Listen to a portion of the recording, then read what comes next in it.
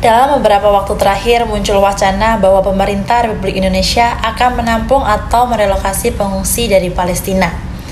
Wacana ini mencuat setelah meningkatnya korban akibat agresi militer di Gaza.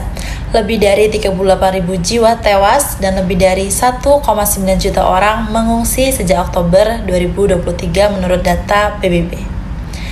Sebuah langkah kemanusiaan yang patut diapresiasi, namun juga menimbulkan pertanyaan besar.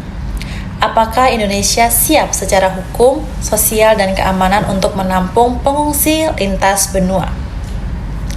Sebagai Taruna Politeknik Pengayaman Indonesia jurusan Keimigrasian, kita perlu membeda isu ini dengan nalar hukum dan semangat nasionalisme yang sangat seimbang. Secara moral, Indonesia memiliki ikatan kuat dengan Palestina.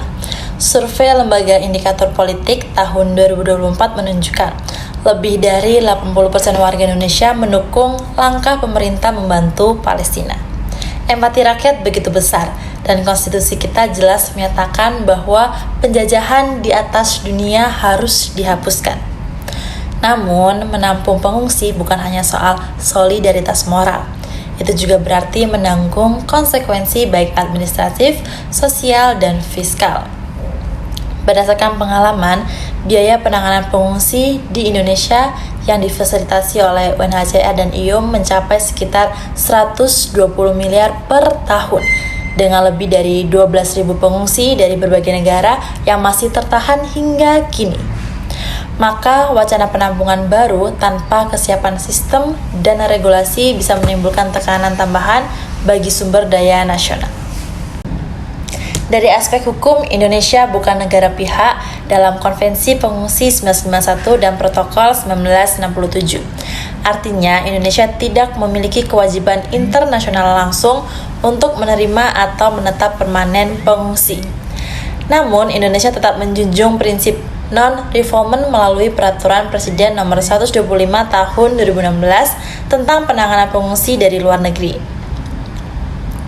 Berdasarkan data Task Force Refugees Indonesia tahun 2024, terdapat 12.518 pengungsi dan pencari suaka di wilayah Indonesia yang ditangani bersama UNHCR. Mereka tersebar di 12 provinsi dengan penampungan terbesar di Medan kurang lebih 3.700 orang, di Pekanbaru kurang lebih sekitar 2.000, dan di Makassar kurang lebih sekitar 1.800 pengungsi. Sampai sekarang, sekitar 70% dari mereka telah tinggal lebih dari 5 tahun tanpa kejelasan penempatan akhir. Lalu, jika pengungsi Palestina ditampung juga, bagaimana kesiapan infrastruktur, regulasi, dan sumber daya manusia keimigrasian kita? Dari sisi keamanan, isu pengungsi memiliki dimensi yang kompleks. Data Kemenko Polhukam tahun 2023 mencatat sedikitnya 27 kasus pelanggaran izin tinggal dilakukan oleh pengungsi yang melanggar batas aktivitas.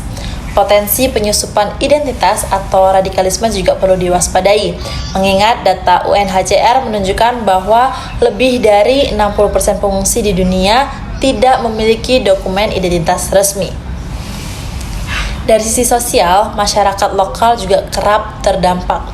Penelitian IOM tahun 2022 menunjukkan adanya penurunan tingkat penerimaan sosial di daerah penampungan pengungsi hingga 30% akibat keterbatasan ekonomi dan perbedaan budaya. Maka sebelum berbicara tentang menampung pengungsi Palestina, pemerintah harus memastikan kesiapan keamanan, kapasitas fiskal, dan penerimaan sosial masyarakat. Indonesia tetap bisa menunjukkan solidaritas tanpa harus menampung pengungsi secara fisik. Bantuan kemanusiaan, diplomasi internasional, dan dukungan politik untuk kemerdekaan Palestina bisa menjadi wujud nyata empati yang tetap menjaga stabilitas dalam negeri. Sebagai calon aparatur keimigrasian, kita harus berpikir kritis namun berempati. Empati tanpa perencanaan adalah kerentanan, dan kebijakan tanpa dasar hukum adalah pelanggaran. Karena pada akhirnya, fungsi imigrasi bukan hanya mengatur lalu lintas orang, tetapi menjadi benteng pertama kedaulatan negara. Indonesia harus hadir untuk Palestina, namun dengan cara yang sesuai dengan hukum nasional, keamanan negara, dan kepentingan rakyat. Sekian pendapat tentang wacana penampungan pengungsi dari Palestina oleh pemerintah Indonesia. Semoga bermanfaat. Terima kasih. Wassalamualaikum warahmatullahi wabarakatuh.